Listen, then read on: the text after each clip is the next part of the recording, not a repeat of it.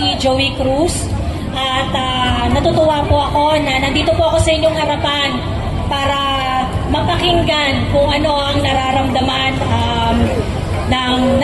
ng puso ko. Sa totoo lang po, simula po noong dinala si PRRD sa The Hague, alam ko marami sa inyo naghihinagpis, umiiyak, baka pinagtatawanan na nga kayo ng mga kasama nyo sa bahay dahil pagka nakikita nyo yung mga bagay na nagpapaalala sa ating mahal na Tatay Digong, talagang nangingilit yung mga luha ninyo at ganon din po ako.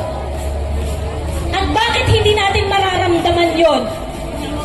At bakit hindi tayo masasaktan sa dinadanas ng unang Pangulo na mayroong malasakit sa mga maliliit na Pilipino na kagaya nyo at kagaya ko?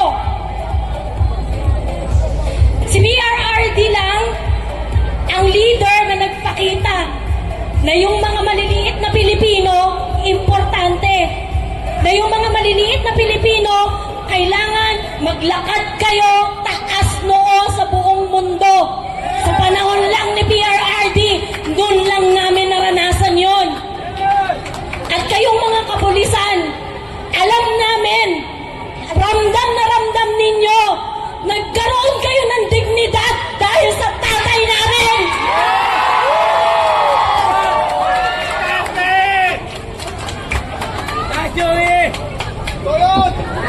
Sa totoo lang po, ngayon nakarating sa akin ang balita na tinatrabaho kami ng mga law enforcement. Hindi ko alam kung hanggang kailan ako makakapagsalita at ma-articulate ang lahat ng galit ko dito sa mapang-aping gobyernong to. Kanina umaga may press con sila sa Malacanang at ang sabi nila, hindi kayo pwedeng magtipon-tipon para i-articulate ang hatred nyo. Kailan pa kayo nagkaroon ng control sa nararamdaman namin?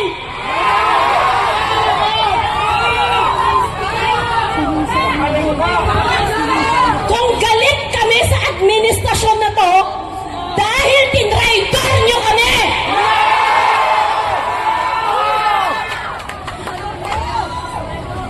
Pinagkatiwalaan namin si Bongbong Marcos kasi sinabi mo continuity! Sabi mo itutuloy mo lahat ng proyekto ni PRRD! Sinabi mo na hindi mo siya ibibigay sa ICC! Pero anong ginawa mo? Tinraidor mo kami! Tinraidor mo si PRRD! Tinraidor mo kami mga Pilipino! Bodol! Bodol! Bodol! Bodol! Kung galit kami sa inyo at kung nararamdaman namin ay hatred dito sa gobyernong to, hindi yun kasalanan namin. Ginawa nyo yun, sinaktan nyo kami, tinraidor nyo kami, dapat pinagsisilbihan nyo kami, pero ang ginagawa nyo, inaapi nyo kami ngayon. Mga Pilipino rin po kami, kaming mga Duterte supporters. It's time na makinig kayo sa amin. It's time na dapat pagsilbihan nyo kami. At sana nakikita nyo yan kung minumura namin kayo mula ulo hanggang paa dahil yun ang nararamdaman namin sa inyo. Mga magnanakaw kayo, mga putang ina nyo. Bodol! Bodol! Bodol! Bodol! Bodol! Bodol! Bodol! Bodol! Bodol! Bodol! Bodol! Bodol! Bodol! Bodol! Bodol! Tigilan nyo na yung pulburon! Para makapag-isip kayo ng tama, para maintindihan nyo kami, para gawin ninyo ang sinasabi namin na dapat nyong pananagutan sa aming lahat. Huwag nyo nang itago yung mga kaplastikan ninyo, yung mga sinasabi ninyo na pagsunod ninyo sa batas, wala nang batas-batas. Kung anong trip nyo, yun ang nangyayari. Yung sinasabi ninyo na sinunod nyo ang batas sa pag-aresto kay PRRD, hindi po kami tanga. Alam po namin ang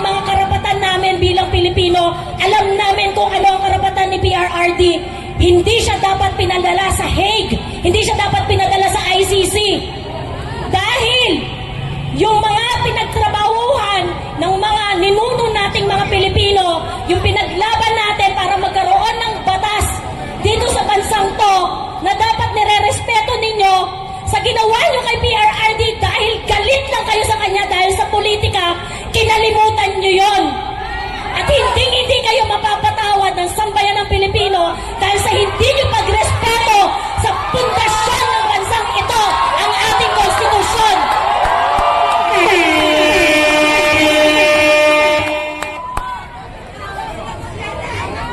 Hindi ko po alam kung hanggang kailan ako makakapagsalita sa harap ninyong lahat, pero isa lang ang gusto kong maalala ninyo.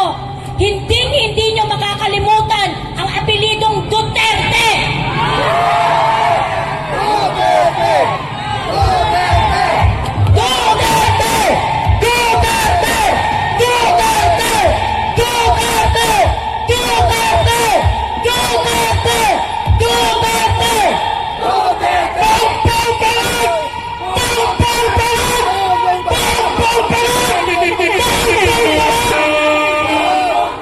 Salamat, Ma'am Joey. At ngayon naman, bigyan natin ng pagkakataon. Okay! Pasensya na po kayo ha! Ako po ay simpleng tao lamang. Nagsasaka po ang aking pamilya sa Quezon Province. Ako po ay nagtatrabaho sa Maynila, binubuhay ko po ang aking anak at sinusuportahan ko po ang aking mga pamilya.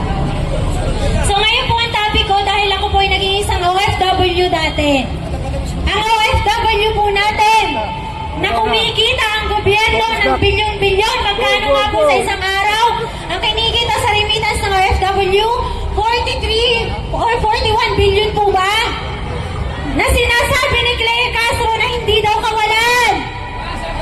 Pero pagkatapos ng isang araw o dalawa, binabantaan po ang ating mga OFW ang kapal ng mukha.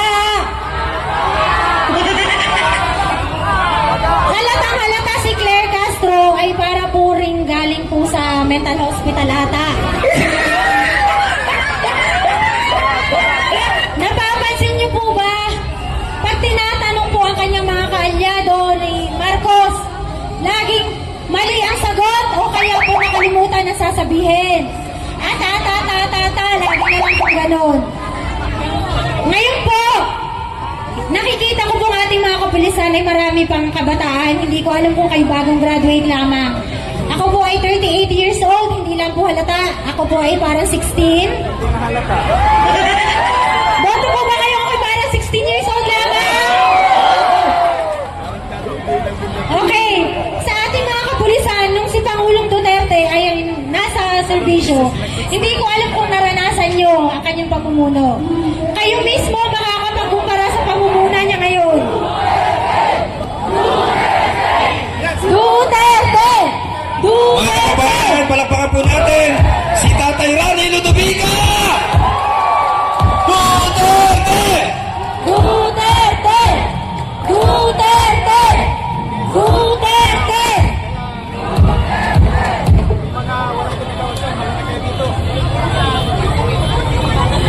Okay! O, tingnan niyo po muna isang 16 years old. Mag-focus po muna kayo sa isang 16 years old. Opo. So, ngayon po itutuloy ko yung sa pamumuni ni Tatay Digong.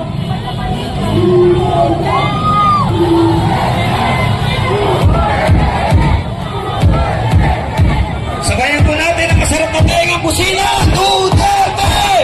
Duterte! Duterte! Duterte!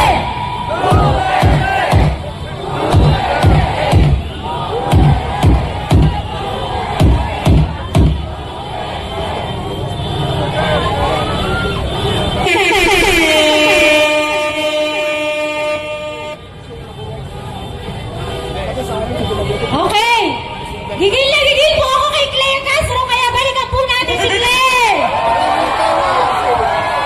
Claire Castro, ako po ay walang pinag-aralan sa batas. Pero hinahamon kita. Kaya po kitang harapin sa debate.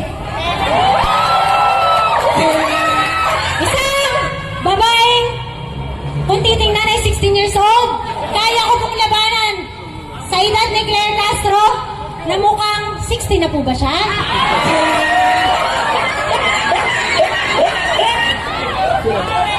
Senior, ilang taon na po ba si Claire Castro? 75! Imagine nyo, nung mga panahong napanood ko po yung video, sinabi ni Marcos sa isang interview, napakayabang ng bangag. Sinabi na tayo daw ay hindi na tayo under ng jurisdiction ng ICC. Subalit natapwat, anong ginawa niya? Hindi niya kaya ang mga Duterte. Kaya pinalabas niya na ang ICC, Quezon Herodes na ang Interpol daw ang may gawa ng lahat. Pero may nakita ba kayong kahit isang Interpol nung panahong dinakip si Presidente Duterte? Wala! At ang putang ina! Ginamit! Ang pera ng taong bayan para bigyan ng aeroplano at ipadala sa Netherlands. Si Tatay Digong, tama ba yun? Kaninong aeroplano ang ginamit? Magkano ang binayad? Hindi natin malaman pero alam nating sobrang mahal. Pera ng bayan, eto pa.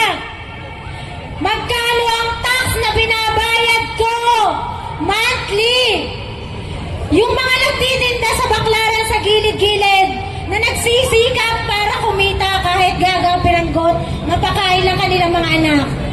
Ibinamimigay ng mga buhayang politician. Ginagawang ayuda ngayon at ginagamit para makakuha ng boto. Tama ba yun?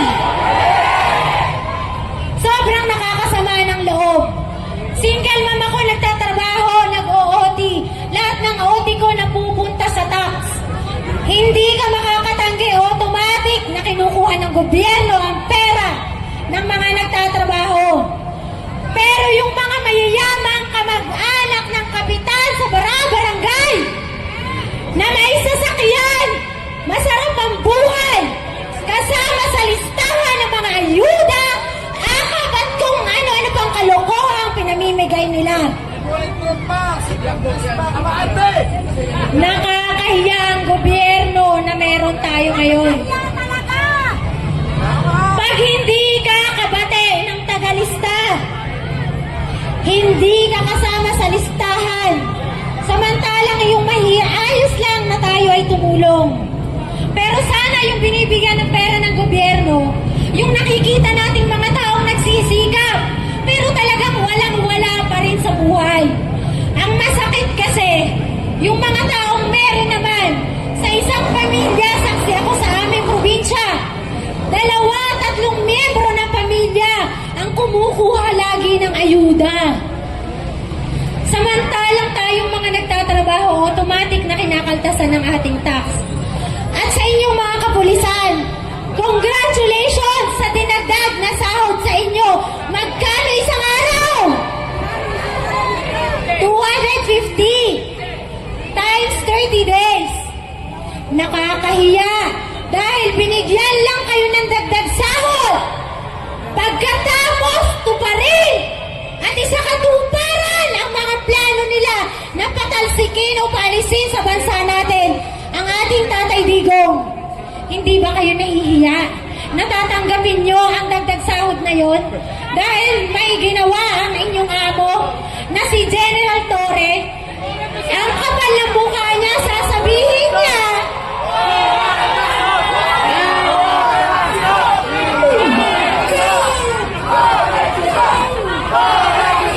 ano yun?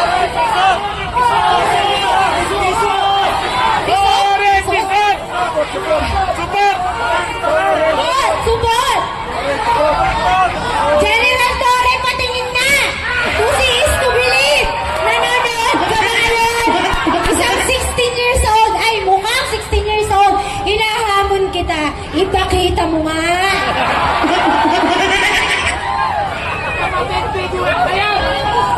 Di ba nakakatawa mga kababayan? Laging sinasabi nila, iba ang statement nila sa kinuha nila si Tatay Digong. Makalipas ang ilang araw, isa pa itong pamilya ng Rimulya. Isang anak na drug addict, tapos ngayon nakatala mo, akala mo kung sinong malinis. Pagkatapos mahuli ang kanyang anak, nawala na parang bula sa media. Magkano yon? Kung hindi ako nagkakamali sa nabasa ko, 1 milyong mahigit ang halaga ng droga. Nasaan ang droga na yon at nasaan na yung anak ni Rimulya ngayon?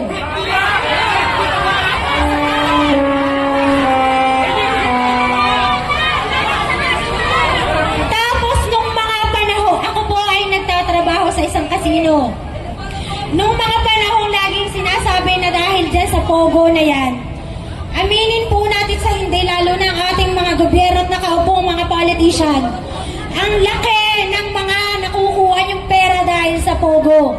At ikaw, John Vic Rimulya, isang malaking kalupaan nyo ang tinayuan ng mga building ng mga Pogo dyan sa Cavite. Sa may Island Cove, tanda ko yan, ate. Sa dami po ng karanasan ko, ako po ay talagang makapolitikang tao. Gusto ko po talagang mag-aral dati ng abogado. Subalit talagang 10 kahit isang tuka po kami ng mga panahong una. At nung nagkaroon po ako nakakayahang pag-aralin ng sarili ko, hindi ko na po kaya sa oras dahil ako nga po ay breadwinner. Sa kasamaang palad, naging single mom pa po ako, pero sobrang proud po ako. Dahil hanggang ngayon po ay mag-isa kong binubuhay ang aking pamilya. Maayos po ako nagtatrabaho, pero bakit patuloy tayong ninanakawan ng administrasyon?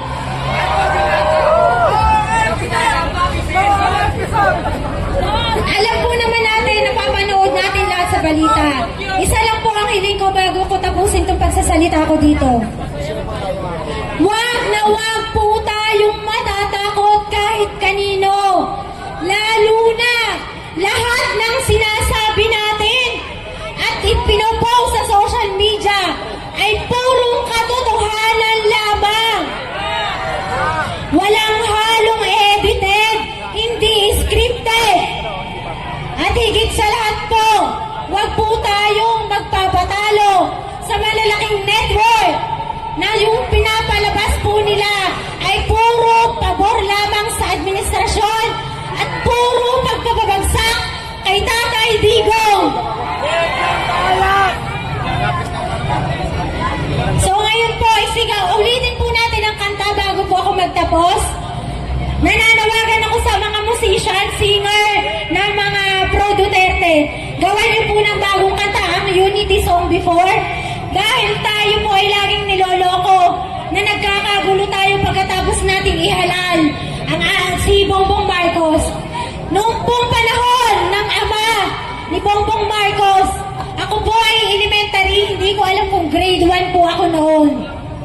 Ako po ay nakinabang at pumipila sa pinamimigay na trigo, gatas, harina, claim ng ama ni Marcos. Kaya nung lumaban si Marcos, ako po isa sa milyon-milyong sumuporta. Dahil naniwala po ako na itutuloy niya ang legacy ng kanyang ama. Subalit natapwat, iba po ang nangyari dahil siya po ay hawak ng kanyang asawa. Isa pa po kung naaalala nyo, yung mga source din po natin. Magkano ang kilo ng sibuyas nung napapaalala nyo, umabot ng 1,000 ang kilo ng sibuyas. Hindi po ibinalita sa media na maraming nabulok na sibuyas sa parte ng Bulacan at Nueva Ecija. Yung po ay sinadya nilang bilhin sa magsasaka sa murang halaga. Inipon sa bodega, binulok. Kaya po nagtaas nung panahon yon ang sibuyas, kung yun po ay naaalala nyo. Yun po ay sa panahon na ni Marcos. At ngayon po, speaking of Marcos, kay Senator Amy, ikaw po ay babae rin. Mahirap pong paniwalaan, huwag tayong maniniwala agad. Gusto lang po niya tumaas sa kanyang rank para siya po ay makapasok sa senatorial candidates. Hindi po totoo na siya ay talagang concerned kay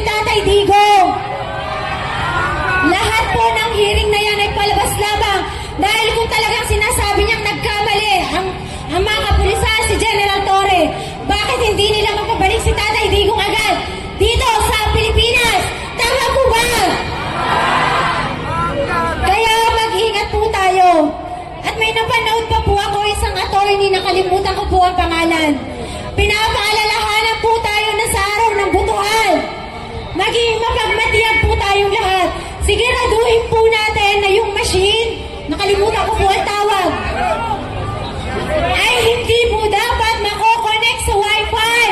Kasi doon po magkakaroon ng pagkakataon ang ating mga scammer. Miro po ang tawag daw doon sa machine. Magkakaroon po ng pagkakataon ng mga scammer ni Bangag na i-connect at palitan ng mga boto po natin. Kaya dapat po maging mapagmatsyag po tayo sa araw ng botohan. Manalo na tayo! Kaya po, tatapusin ko na po ang aking pagsasalita. Sa dami po ng ideyang lumalabas, gusto ko lamang po na tayong lahat ay laging mag-iingat. Hindi po natin alam ang isip ni Bangag dahil nga po wala na siya sa katinuan. Kahit po simpleng tao po tayo, basta nagsasalita, pwede na tayong ipadakip. Kaya lagi po tayong magkaisa, alagaan ng isa't isa, alagaan niyo po ang inyong mga sarili. Sa inyong mga kapulisan, nawa ay makonsensya kayo sa mga nakikita nyo ngayon dahil alam nyo naman kung ano yung totoo. Kaya sa eleksyon po darating, huwag po tayong papayag na makapasok pa ang team ni Bangag sa administrasyon po. Oh, tayo daw po ay team suka na lahat po ay bubudbudan po natin ang mga Bangag. Isigaw po natin ang isang malakas, batiin po natin si Tatay Digong ng isang maligayang kaarawan. Pwede po bang kantahan pa po natin na isang happy birthday? Ito po, may cake pa po. Meron pa ho tayo. 17 days simula nung nawala sa atin si Tatay Digong. 17 days tayo, hindi niya kapiling, 17 days tayo, walang sinasandalan. Pero, andito tayo ngayon, hindi lang dahil birthday niya. Pero para ipaalala dun sa mga nakatira sa tabing Pasig, na naaalala natin ang turo sa atin na bahagi tayo ng isang sambayanang may mga karapatan sa ilalim ng saligang batas.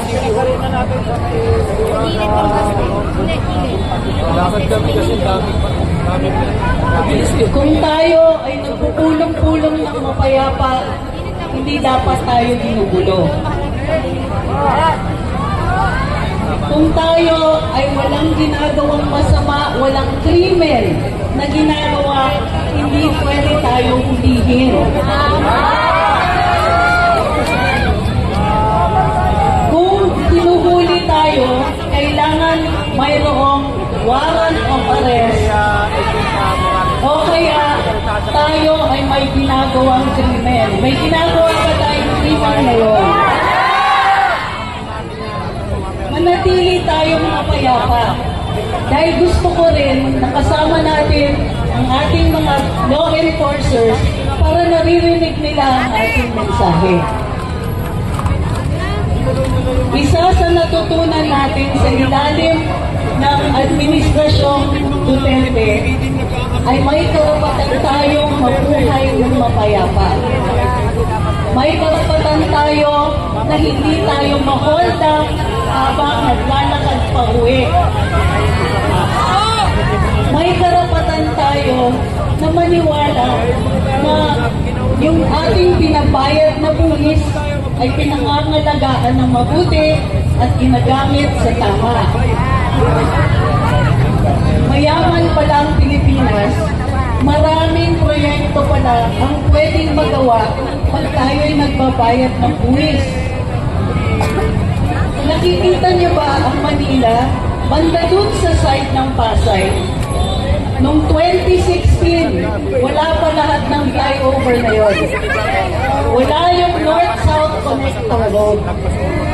Wala po yung mga diversion roads. Hindi inabot ng 6 na taon na tapos yun at nagbago ang mukha ng Manila at Pasay. Nangyari yan sa buong Kapuluan. Nagpunta ako sa Sulu. Doon po kasi ako lumaki. Nagawa yung circumferential road ng Sulu sa isla ng Sulu. yung dating tinataguan ng Abu Sayyaf nawala. Overnight halos nawala yung kidnapping. Overnight halos nawala na yung mga labanan, yung barilan sa pagitan ng AFP at ng mga insurgents. Simple lang, ginamit yung buwis natin sa tamang paraan. Noong 2024, ang Administrasyong Marcos nagsingit ng provision sa budget. Yung provision na yun, pinapayagan ang mga GOCC tulad ng PhilHealth, PDIC, GSIS, na magdeklara na sobra daw ang pera nila. At dahil sobra ang pera nila, yung iba noon, inilipat dun sa tinatawag na unprogrammed appropriations. Sa petisyon sa Korte Suprema, maliwanag na labag sa batas ang unprogrammed appropriations. Pera ng bayan o halos overnight nawala. Yun po, ang noong 2024, namigay sila ng halos 800 bilyon ng pera natin na di umano'y ginamit sa ayuda. Wala pong pandemya, walang epidemic. Hindi ito yung ginamit nilang sagot sa kahirapan. Nawalan tayo o nabawasan ng matindi ang nilaan na pera para sa healthcare. Kung kayo po ay nakakaranas ng sakit, may karamdaman, nung panahon ni Duterte, merong zero billing. Uuwi ka, wala mong binayad, kahit 5. Sige na, hindi pwede ba dito? Dahil sa budget ng 2024, kahit yung mga 4Ps, hindi na po nakakaranas ng libreng gamot o pagpapagamot. Kung ang 4Ps ay 0, paano pa tayo? Wala silang natanggap. Sa kadalasan, 7% lang ng hospital bill natin mababayaran ng PhilHealth kung kayo'y nagbabayad. Ibig sabihin, sa 100,000 pesos na hospital bill nyo, ang sasagutin ng PhilHealth, 7,000 lang. Maswerte pa tayo. Kasi sa 4Ps, kahit malubha ang sakit, tatanggihan sila ng ospital. Ang laki naman ng diferensya nun sa panahon na pwede kang pumasok sa ospital at uuwi nang ginamot ka na at wala kang babayaran. Maraming salamat sa pagbabayad ng buwis at sa maayos na paggamit nito. Ngayong 2025, mas malala ang ginawa nila sa budget natin. Marami nang naligaw. Nasa Korte Suprema ang petisyon at dinidinig. Pero pag naririnig natin yung oral arguments, lumalala ng lumalala ang nakikita natin. Ang dami pala nating pera. Ang dami pala nating pera na hindi nagamit sa tama. Sino may kasalanan?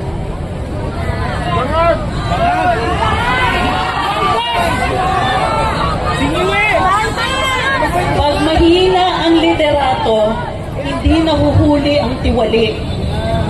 Pag mahina ang liderato, mataas ang crime rate. Pag mahina ang liderato, kahit ang kapulisan natin hindi maaalagaan.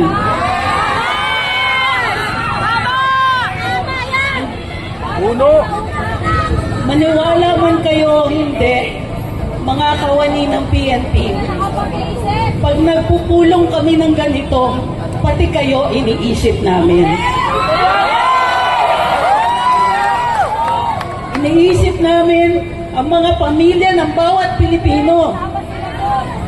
Mga bata na maswerte tayo kung may natututunan pa sila. Bawas ang budget sa edukasyon. Iniisip namin ang mga magulang ninyo, tumatanda na, pero ang laki ng medical expenses. Iniisip namin lahat ng ibang mga kababayan natin na walang trabaho. Ang mga OFWs nangungulila, hindi makauwi kasi ang mahal ng bilihin dito. Araw-araw inaalala natin, tinitignan namin, minomonitor namin ang presyo ng bigas. Halos buwan-buwan pinapangakuan tayo na aasikasuhin yung pagkain. Kayo ba? Naramdaman niyo na ba? Kamusta ang bilihan ng bigas? Kamusta ulam? Ang gulay nabubulok doon sa mga inani ng ating magsasaka. Pero pagdating dito sa Metro Manila, ubod ng mahal. Binabaan ng presidente ang taripa sa pag-import ng pagkain. Tiba-tiba ang importers, pero ang mahal pa rin ang pagkain natin. Pag mahina ang liderato, gutom tayo. Magkano ang presyo magkano ngayon ang tubig? Magtataas na naman sila. Kamusta naman yung budget? Ang sweldo nyo ba tumaas? Ang pensyon nyo ba tumaas? Kamusta ang negosyo?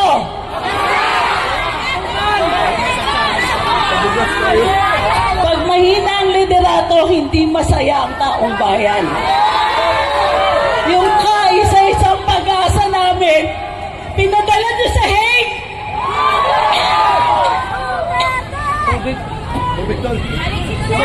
Dahil birthday ni Tatay Digong, alam-alam sa kanya, mangako tayo. Tatay Digong, ang pangako namin, ipaglalaban namin yung saligang batas.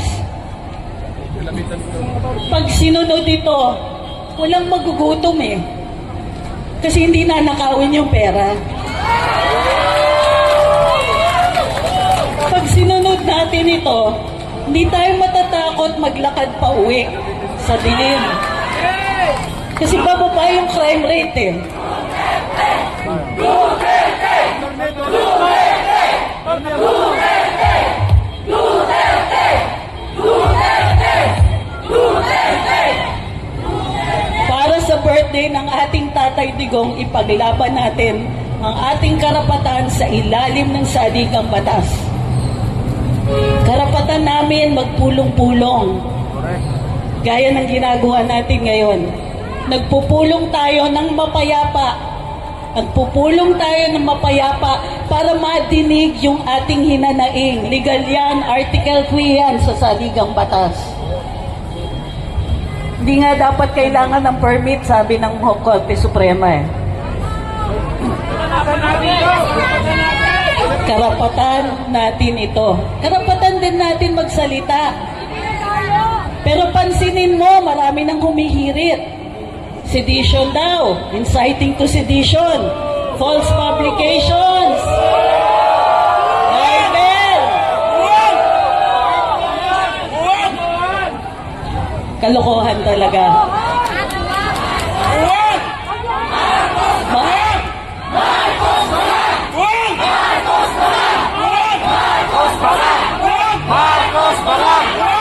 Sabi ng Korte Suprema,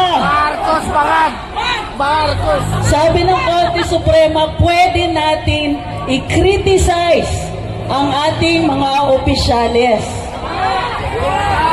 Sabi ng Korte Suprema, kahit nagkamali tayo sa ating kritisismo, okay lang yun. Bawal ang balat sibuyas. Pero araw-araw, nakakarinig tayo na gusto daw nilang patahimikin kami. Tayo, yung mga vloggers, kayo ang mga nagko-komento, gusto nila tumahimik tayong lahat. Masyado na kasing masakit. Masakit ang katotohanan.